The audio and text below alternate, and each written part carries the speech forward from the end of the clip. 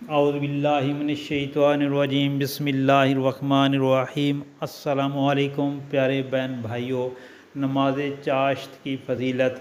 حضرت ابو ذر رضی اللہ تعالی عنہ سے روایت ہے کہ نبی پاک صلی اللہ علیہ وآلہ وسلم نے ارشاد فرمایا کہ ہر آدمی پر ہر صبح کو ہر ایک جوڑ پہ صدقہ ہے، پس ایک دفعہ سبحان اللہ کہنا صدقہ ہے، ایک دفعہ الحمدللہ کہنا صدقہ ہے، اور ایک دفعہ تہلیل یعنی لا الہ الا اللہ کہنا بھی صدقہ ہے، اور ہر تکبیر اللہ اکبر کہنا بھی صدقہ ہے۔ کسی کو نیکی کی تلقین اور برائی سے روکنا وہ بھی صدقہ ہے، اور ان تمام امور کی جو کفایت کرتی ہے وہ نماز چاشت کی 2 رکعت نماز نفل پڑھنا ہے۔ دوستو، یہ صحیح مسلم کی حدیث شریف ہے، بڑی پیاری ہے اور بڑی زبردست نماز ہے چاشت۔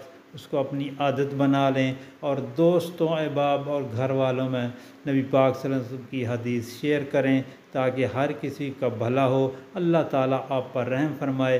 آمین آمین ثم آمین۔